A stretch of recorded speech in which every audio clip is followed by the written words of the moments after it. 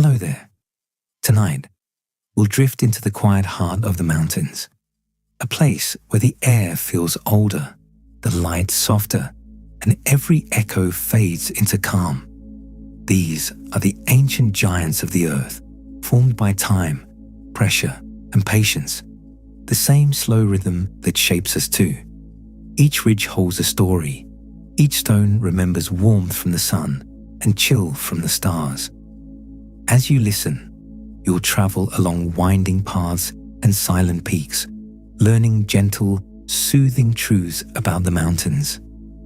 How they breathe, how they grow, and how they've watched the world shift endlessly, yet without hurry.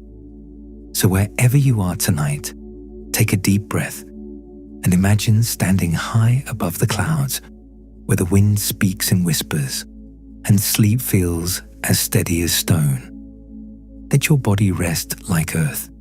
Let your thoughts settle like snow. And let the quiet strength of the mountains carry you into deep, peaceful sleep.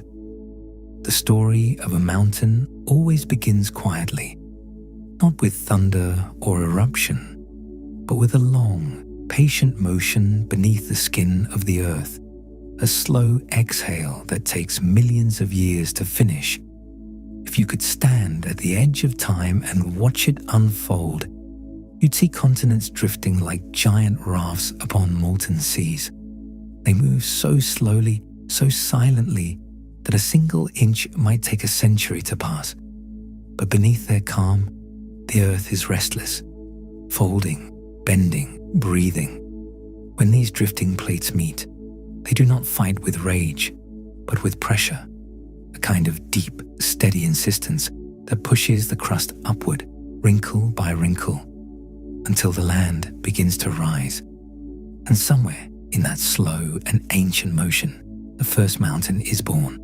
It begins as a whisper of height, a line on the horizon that wasn't there before. Then, over ages, it grows.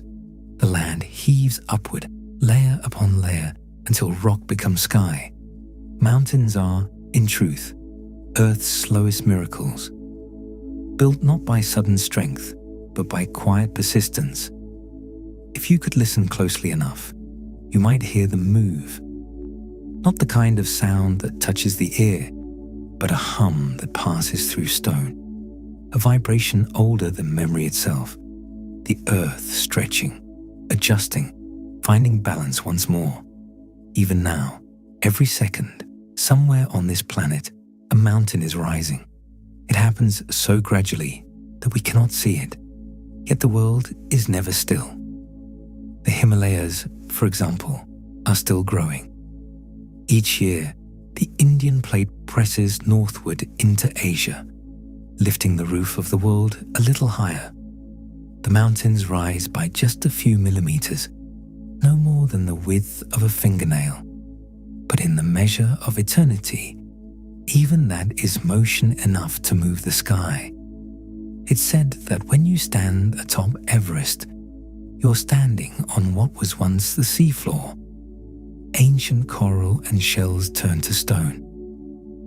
Long before climbers ever reached its summit, those same rocks lay under warm, shallow waters where fish once swam. Now they rest nearly 9 kilometers above the ocean, frozen into silence. Mountains remind us that everything changes, even what feels eternal.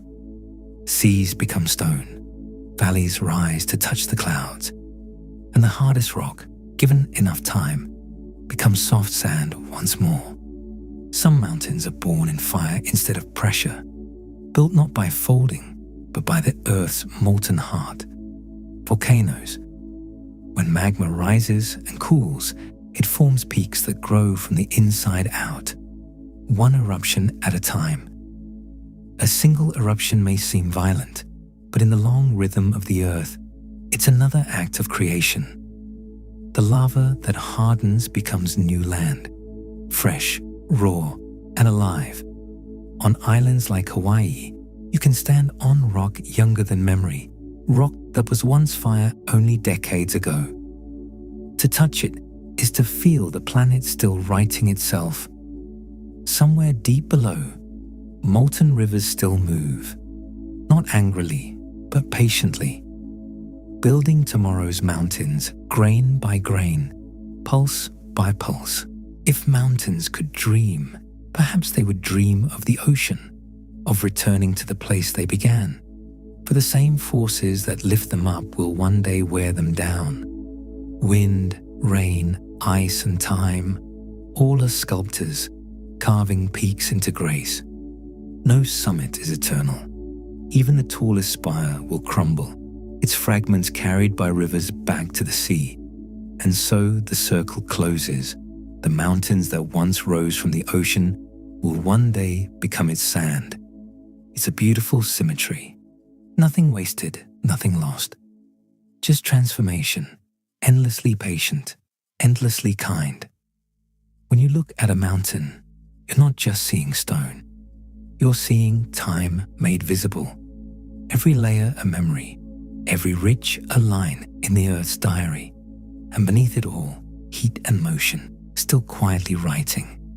From above, mountains seem still. From within, they're always moving. The granite beneath your feet flows like honey when measured across ages.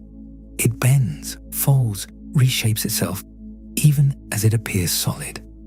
That's one of the quiet truths of the world. Stillness is never really still. Its motion stretched across enough time to feel eternal. And that's what mountains teach us. That peace is not the absence of movement, but the grace of slow change. Some cultures say that mountains are alive, that each one has a spirit, an old, sleeping mind that listens to the wind and remembers everything. In Japan, Mount Fuji is sacred, a symbol of endurance and renewal. In Tibet, the Himalayas are the bones of the Earth's first beings. In North America, the Lakota speak of the Black Hills as the heart of the world, where prayers rise like smoke to the sky.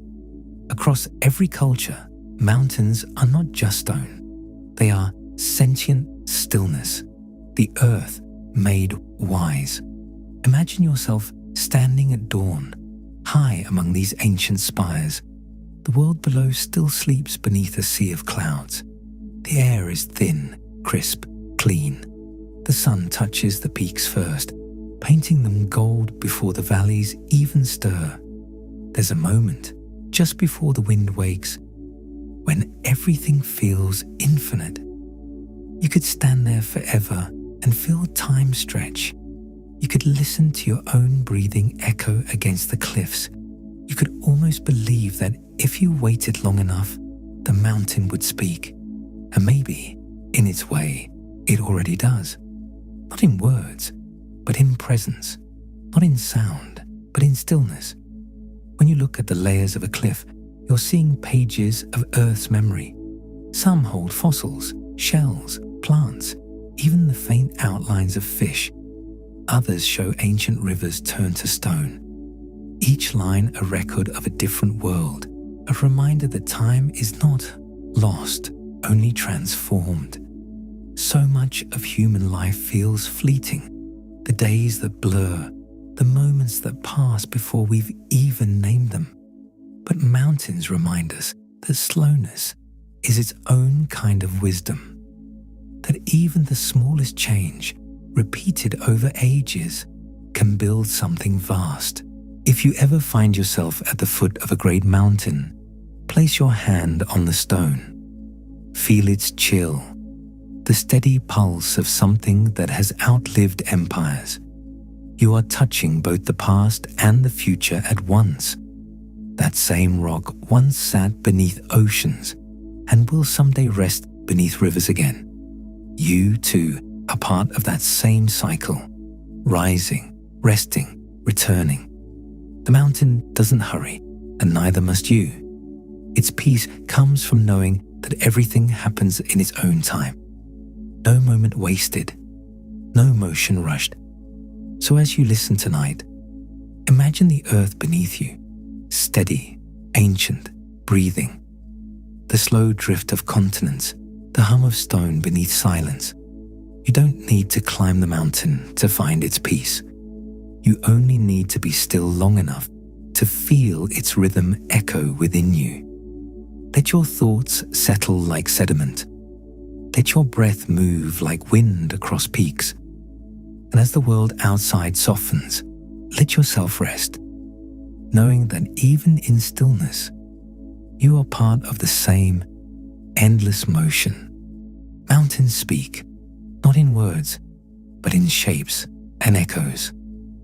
Their language is written in the slow curve of a ridge, the whisper of wind between peaks, and the deep silence that lingers after snowfall. To listen, you must first grow quiet enough to hear something older than sound.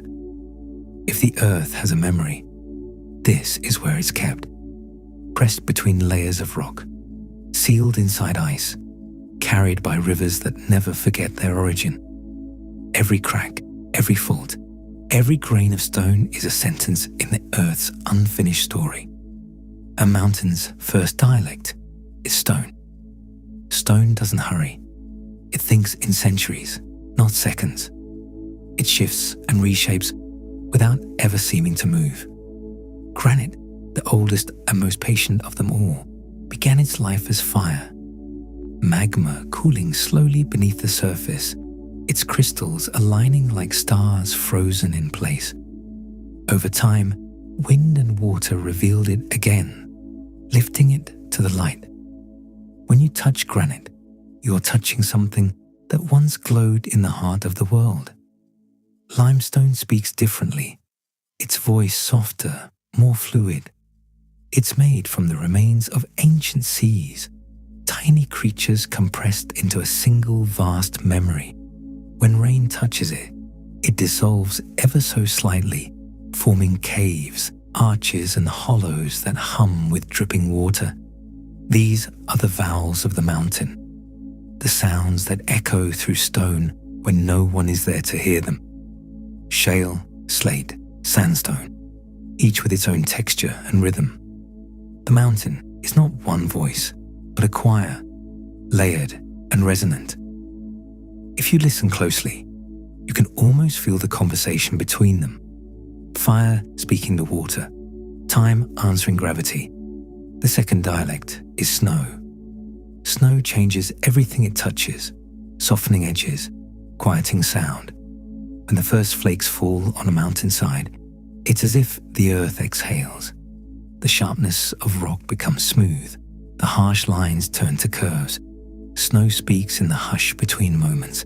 Each flake, unique yet fleeting, lands beside another until individuality disappears into unity. And when wind passes over it, snow begins to sing, a faint crystalline murmur that only the night can hear. High in the mountains, snow isn't just decoration. It's the keeper of rhythm. It falls, melts, refreezes, and falls again, marking the seasons like slow heartbeats. In spring, it becomes water, streams gathering in secret, trickling downward, carrying stories of the summit into valleys below. That meltwater is fluent in translation. It carries minerals, memory, and motion. It whispers to forests, to rivers, to oceans, connecting everything in a single long sentence of flow. When snow falls thick enough, it becomes glacier, the mountain's moving memory. A glacier is frozen time, sliding inch by inch, carving deep valleys and shining blue crevasses that catch the light like glass. Even as it moves, it sounds like stillness, a low groan, a sigh from the depths of the ice. Each glacier leaves a signature: moraines, carved rock, smooth basins that fill with lakes after it's gone. You can trace where it once lay by the polish on stone, by the shape of the valley, by the silence that lingers there. Some of the world's most beautiful lakes, turquoise, mirror bright, are the mountain's memories made visible. Meltwater, minerals, and light combined into a color you can't quite name, only feel. When wind moves across a range, it becomes the voice of the mountain. It whistles through passes, hums across ridges, sighs through pine needles. Sometimes it roars. Sometimes it disappears completely, leaving behind a silence so pure it feels alive. That silence is part of the language too. The absence of sound here isn't emptiness. It's fullness beyond measure. In it, you can feel the weight of centuries, the deep breath of earth before another change. If you've ever stood on a high ridge at dusk, you know that the mountain's language isn't loud. It's steady. It teaches through presence, not persuasion. In winter, when storms roll in, the mountain grows fluent again. The crash of avalanches, the drum of hail, the rush of wind down frozen slopes. Each sound is temporary, yet it feels eternal while it lasts. Then, as quickly as it came, the storm fades, snow settles, the world returns to stillness. It's easy to think of stillness as an absence, but here it's more like balance. Every mountain storm eventually ends in silence, and every silence holds the promise of new snow. This is the rhythm of endurance. Noise and quiet, motion and rest, endlessly repeating. For those who have lived their lives among peaks, the language of stone and snow is as familiar as breath. The Sherpa of Nepal say that the mountains listen. They move with respect, softly, carefully, believing that loud voices can awaken spirits that prefer to sleep. In the Andes, people speak to the Apus, the mountain guardians. They leave small offerings, coca leaves, grains, or flowers, simple gestures of gratitude for the watchfulness of stone. In the Alps, climbers once whispered before dawn, believing that to shout near the ice was to invite it to fall. Across cultures, the message is the same. Mountains hear more than we know, and in return, they teach us to listen. If you were to rest at the base of a mountain tonight, you'd feel it, that deep, slow pulse beneath the ground. Not literal vibration, but a presence, a calm gravity that gathers your thoughts into quiet order. Mountains are not impatient. They have no desire to be understood, no hurry to explain themselves. They simply are. And yet, if you give them time, they share their secrets in ways that bypass language, in how the air cools as evening falls, in how shadows climb instead of descend, in the way light lingers longer than seems possible. Snow begins to fall again. The flakes catch on bare branches, gather on rocks, and drift over the frozen stream. The sound fades, the air thickens, the world narrows until only softness remains. You can almost hear the mountain breathing, slowly, patiently, each breath measured by wind, each exhale turning to mist. It's easy to forget that this vast stillness is made of motion, ice flowing, rock shifting, air circling in endless exchange. Even silence is made of something moving too slowly to notice. And maybe that's what the mountain has been trying to say all along. That life doesn't need to shout to be heard. That strength doesn't always look like motion. And that sometimes the most profound language is the quiet that comes after understanding. As the snow deepens and the stars return, the mountain settles into itself once more. Somewhere above the tree line, frost blooms on stone. Somewhere below, rivers sleep beneath a blanket of ice. The world grows softer, the night grows long, and all that remains is the gentle dialogue between wind and snow. The oldest conversation in the world, spoken in a tongue that only stillness can translate. Even in the thin, cold air of the mountains, where clouds brush against stone and winter lingers year-round, life finds a way to breathe. At first glance, the high places of the world seem empty, too harsh for anything soft or living. The wind cuts sharp, The ground is bare, and the silence feels absolute. But look closer, and you'll see that even here, where the air thins and time itself slows, the world hums quietly with persistence. Life doesn't retreat. It adapts gently, patiently, beautifully. The first to arrive at these heights are the smallest, mosses and lichens that cling to the rock, weaving green-grey patterns across the surface. They have no roots, no flowers, no need for rich soil. All they ask for is light, water, and time. Each flake of lichen grows no more than a few millimeters a year, yet together they blanket entire cliffs. They are the mountain skin, softening sharp edges, painting life onto silence. When snow melts, their color deepens, and for a brief moment, the mountain blushes green. In that thin layer of soil that forms between cracks, alpine grasses take hold. Their blades are short and fine, bending easily in the wind. When the sun shines, they shimmer like threads of silver, and when a frost comes, they sleep beneath it, waiting without complaint. Wildflowers too appear where you least expect them. Tiny blooms of violet, gold, and white pressing up between stones, each one quiet miracle. Their roots cling where most life would give up, and their petals turn to follow the light, even when it's weak and fleeting. High above the tree line, the world becomes a test of stillness, yet it never feels lifeless. Birds carve paths through the air, wings stretched wide to glide on invisible rivers of wind. Ravens, mountain finches, snow buntings, all move effortlessly through the thin air, their calls echoing far beyond sight. Some nest in narrow ledges where only the fearless would dare to build.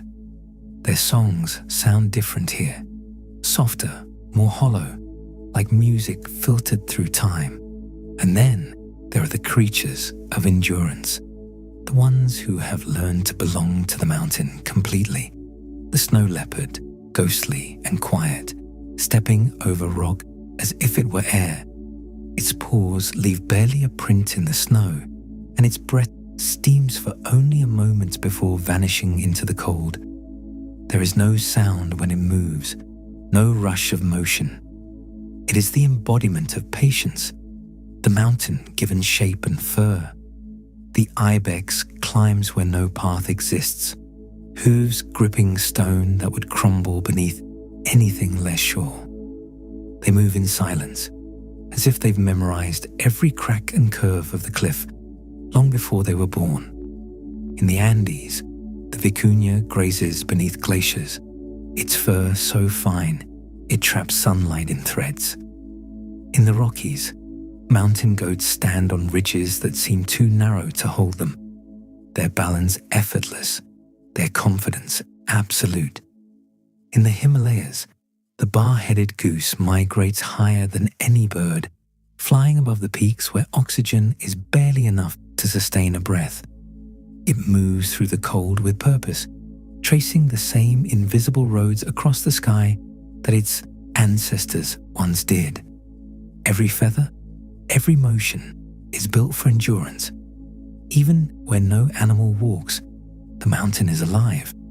The air itself is full of hidden motion, the slow drift of ice crystals, the unseen exchange of breath between clouds and snow. The wind carries pollen and seeds from far below, scattering them into crevices, where some will take root and begin new cycles of growth. Tiny spiders spin threads that float for miles on invisible currents. Beetles hide under stones, sleeping through long freezes. Every part of the mountain, even the coldest and stillest, holds something quietly breathing. In summer, life expands. The snow line retreats upward, revealing alpine meadows that glow with wild color. Meltwater spills through gullies, filling valleys with the laughter of streams. Marmots whistle from the rocks, their calls echoing against the cliffs. Butterflies drift between blooms, fragile wings catching the same wind that sculpts stone. For a few short months, the mountain wakes, drinks the sun, and remembers warmth. And then, just as gently, it begins to rest again. Winter does not kill this life. It slows it. Seeds sleep beneath the frost. Roots wait, coiled deep within the soil. The marmots curl together in burrows of moss and fur, heartbeats slowing to nearly nothing. Everything that lives here understands rest. The mountain teaches it. Each creature follows the same rhythm as the world around it. Wake, endure, sleep, repeat. No panic, no haste, only patience. When storms roll over the peaks, the sky becomes a theater of power. Winds howling, snow swirling, visibility fading into white. To humans, this might seem like chaos, but to the mountain, it's balance. The snow will feed the streams. The wind will clear old ice from the slopes. The cold will remind everything to slow down, to conserve, to wait for spring's return. Even in its harshness, the mountain is kind. It gives what it takes and takes what it gives, endlessly renewing itself. If you were to stand on a quiet ridge at dawn, when the air is cold enough to sting and the light just begins to touch the peaks, you'd see how much life hides in stillness. Insects crawl from frost, stretching delicate wings. A bird lands nearby, shaking snow from its feathers. Somewhere below, water trickles unseen through ice, whispering of spring. It's easy to believe that peace means emptiness, but here, peace and life are the same thing. They feed one another. Humans, too, have found ways to live among the mountains, not to conquer them, but to belong to them. In villages built at the edge of cliffs, people wake before sunrise to the same wind that once shaped the stone. They grow small gardens between rocks, keep animals that can survive the cold, and light fires that echo like stars against the dark. Their homes are built low, their roofs weighted with stone to hold steady against the wind. They live not above the world, but within it. For them, the mountain is not just a landscape. It's a presence, a teacher. It offers perspective in its silence.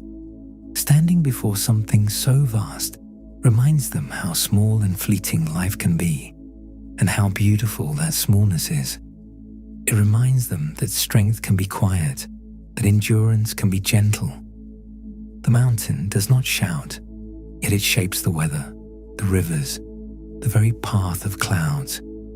And just as animals adapt their bodies to the altitude, people adapt their hearts. They learn to breathe slower, to think slower, to move in rhythm with the cold. At night, when the stars hang close and clear, they tell stories about the spirits that live among the peaks, the ones who guide snow, or stir the wind, or light the sun each morning. Some believe the mountains are alive, and perhaps they are. Not in the way humans are alive, but in a way that transcends the need for definition. The pulse of the world beats through them. You can feel it if you listen long enough. As dusk settles, the light shifts again. Shadows stretch across valleys, reaching like fingers toward the horizon.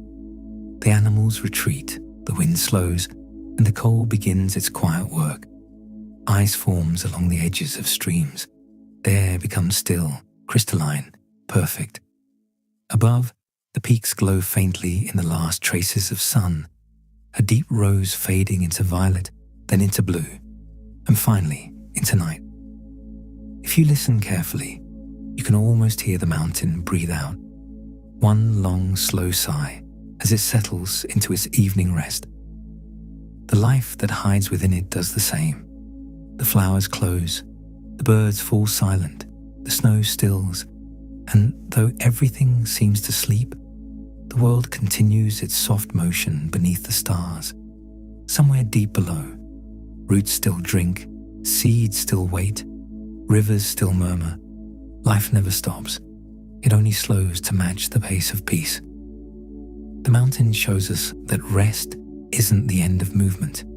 It's a different kind of motion, one that happens quietly, unseen, beneath the surface. And so, as the night deepens and the stars drift overhead, imagine that you too are part of this slow, breathing world. Your body steady as stone, your thoughts soft as snow. You are both still and alive, both resting and renewing.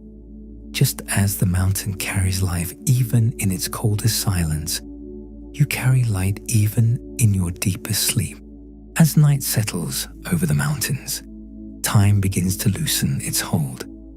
The sun has long since vanished beyond the western ridge, leaving only a soft, silver afterglow that fades by the minute. The wind quiets, the rivers slow, and a deep calm spreads across the peaks, like a blanket of light. This is the hour when even the world seems to pause, when the weight of the sky feels gentle and silence takes on the texture of sleep. The mountains, so vast by day, become infinite by night. Their outlines blur into shadow, their shapes merging with the dark. Each peak glows faintly in moonlight, its edges softened by drifting mist. You can no longer see where one ridge ends and another begins. Everything becomes part of something larger, something unbroken. It is here, in this seamless stillness, that the boundaries of time begin to fade. If you could measure a mountain's lifetime, you'd find it impossible to count. A single peak may live for hundreds of millions of years, rising, eroding, and rising again. To a mountain, the span of a human life would pass in the blink of a moment.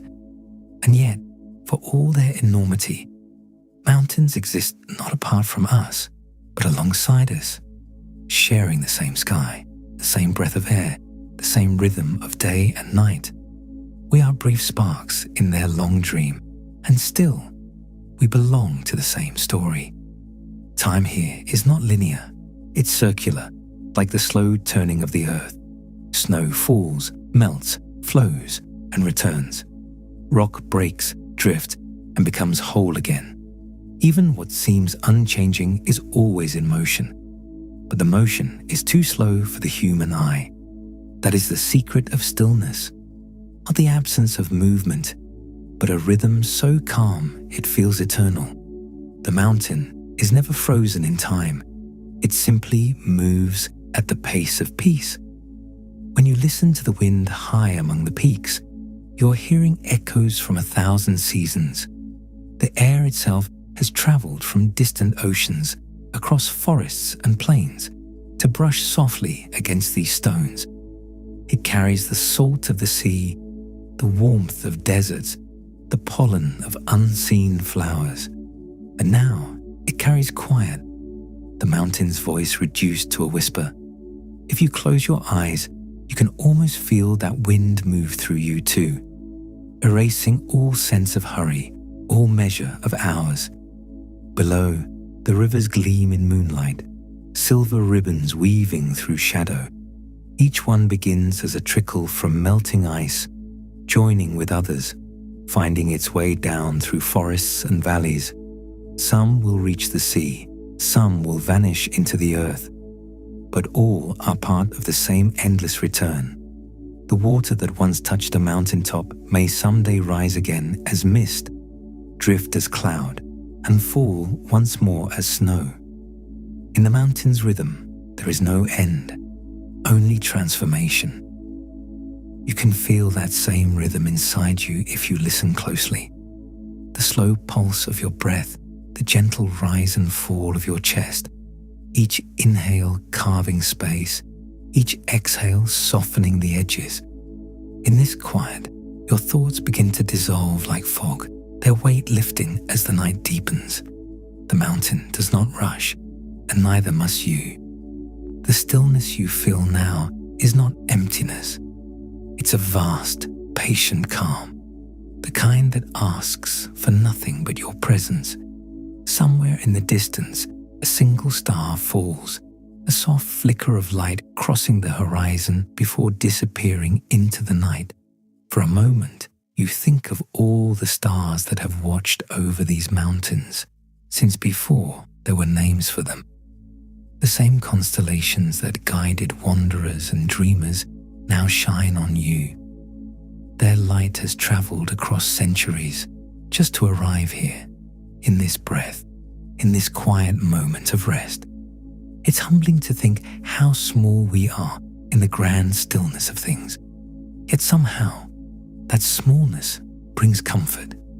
The mountain doesn't ask you to be more than you are. It asks only that you be still, that you listen, that you let yourself exist without needing to move or fix or become. In the eyes of the mountain, your stillness is enough. If you were to stay here until dawn, you'd see the world begin again in silence. The first light would touch the highest peaks, turning ice to gold and shadow to warmth. The air would fill with the faint crack of melting frost, the first murmur of returning life. Birds would stir in hidden nests, and the rivers would quicken once more. Day would rise slowly, like a deep breath after a long dream. But that moment can wait. For now, the night is yours. The stars watch without hurry. The wind has gone to rest, and the mountains sleep in their own unending peace. Let that peace move through you. Let it soften the corners of your thoughts, loosen the weight in your chest, and remind you that rest is not surrender. It is renewal. As you drift, imagine the mountain holding you, vast, steady, unshakable. Feel the cool stone beneath you, the faint scent of snow and pine in the air. Hear the echo of distant water, the hush of wind between peaks. You are safe here, among the oldest guardians of the world. You are part of something infinite and kind. Breathe slowly. Inhale. The mountain rises with you. Exhale, and the world settles back into stillness.